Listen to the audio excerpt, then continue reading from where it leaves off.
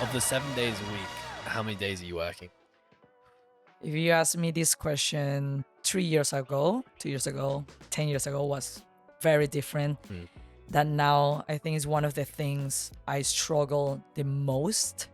And actually, I admire you for the balance that you have. I follow you very closely on Instagram. Everything that you share of your habits and everything that you have created a pretty good balance. And I hope I can have that. I'm still struggling, and every day, every week that I pass on that, because I try. I'm a very perfectionist, and I have very high expectations of what I do in every single of my jobs, of putting the work and making it excellent, that I forget about myself, that I forget about my family, that I forget about breathing and putting myself first, because I put my job first, I put others first. And I think it's a lot of the balance trying to do that. So answering your question, maybe before it was 7 days a week I was working. On my day off I will work. On I will close the computer at 11 p.m. and the first thing that I turn on, it was my phone and my computer. And I will the day how it looked, it was my wife will go come back home and she's very good at putting her first and setting boundaries. And let's say she would turn the TV on, and I will have three screens. I will have my phone, the TV, and the computer, and I will multitask every single day until 11 p.m. And at the end of the day, I did a little bit of everything and not even excel on everything that I have to. On my weekends, we will go to the beach and I will be working on my phone and all of this. So it was very hard for me to set boundaries until hit rock bottom many times. I burn out myself and I just couldn't. That I have to take forced vacations, that I have to take, that I will work until like, okay, I just need to One more. so One more getting thing. one more, right? I think One more until June, until August that I have a vacation, and it will be like 2 weeks vacation, and I go back like, and even immediately after the vacation, I knew that coming back it was too much. So the vacation was not enough. Then I noticed that I have to set boundaries, which is very hard for me, but I have good wife and emotional intelligence coach's wife that she helped me set boundaries. So now how my day works, or I try to make it work, is screen time, stop a certain time, and then after that I will focus on stretching, foam rolling without my phone. I focus on journaling every night, or for my wife it will be meditating. For me it will be trying everything I can not to look at my screen or working, which is very hard. Yeah. And just disconnect. And now on Saturday and Sundays, that it's Sunday and Mondays, which is our day off, we try not to work, but it's also very hard because my wife, we have a company together. So it was very hard not to bring, and Talk actually about she works work. for FluidX. So in wow. 3 of the companies that I work with, 2 of them, we can talk about work.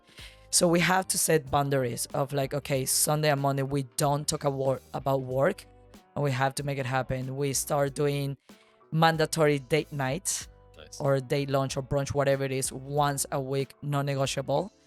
And when we sat down, we're like, okay, we are not gonna talk about work. We're not gonna talk about our dog. We're not gonna talk about everything of all the struggle, but talk me, how are you? What's going on in your life? Or we'll bring cards. Or the other day, she's like, okay, here's the question. What would you do in apocalypse? Or things like this. And we just talk the whole night, the whole day about that. But I think it's important to, because we're so busy, and because for me it's hard, it's not natural to set boundaries and to focus on myself to make it happen. And like, okay, at this time I need to on purpose put my phone away, connected in the room. Yeah. I need to on purpose, okay, I woke up and I have my coffee first before I look at my phone. And a lot of the time, like, okay, I'm going to the beach, I'm gonna put my phone away to make sure I am present in this, which I still struggle, but I think it's a constant reminding of. So I work very hard from 5 days a week, and then the other days I try to fill up my cup and refill. We talk now about this box So basically fill up. This is the way we deal. We always ask a question every time we go on a day. How is your cup and how is your box? So your cup full of water, right? So it's how much water you have in the cup. For us, what it means is how much water you can give to others. It could be in work, it could be in our relationship, it could be to our friends, it could be to a social gathering. So every day of what we do, we try to fill up the cup so we can give to others, right? Especially coaches, we give a lot to our clients. So it's what we do completely different what my wife does, that it fills up her cup, than what I do to fill up my cup. Now here is then the other thing, the box. When your box is full and something very little happened, let's say you went to the coffee shop and you got the wrong order, something very minimal. If your box is full, you will explode. This little thing, oh, my day is ruined, my life is ruined, my life sucks. I just can't handle anymore. And then we notice it was because our box was full. So what we try now on our day off or on our holidays is to fill up our cup.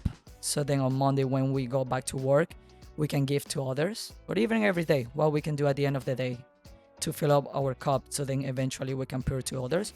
But also how we can empty our box, so then these little things or even big things that happen don't explode, but you can stop, breathe, pause, and then this, okay, they messed up the order. Maybe they are having a bad day, and you just put it on your box, and then something happened, or you trip, or you didn't have a good workout.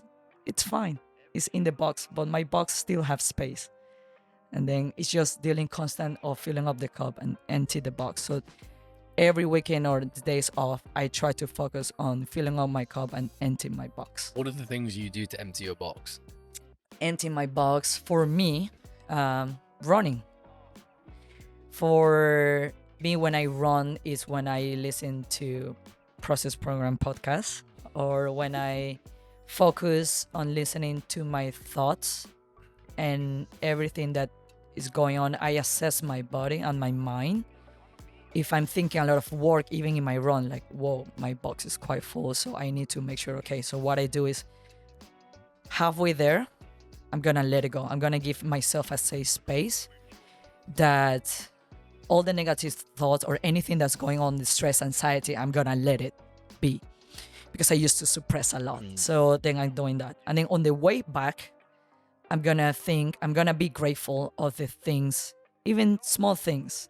That cup of coffee was good. Today's sunny and I get to run. I get to have big companies. I get to be a leader. So all of these things I fill up.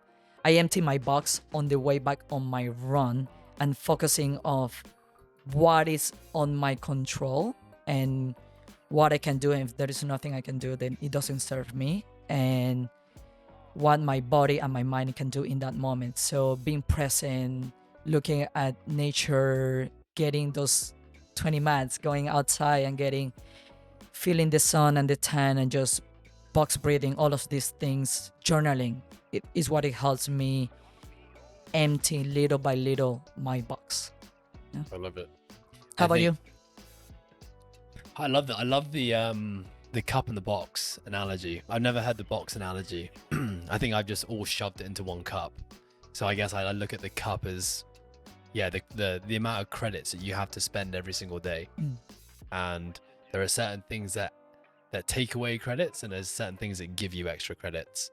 And it's, it's your decision about how you want to spend those 100 credits every single day.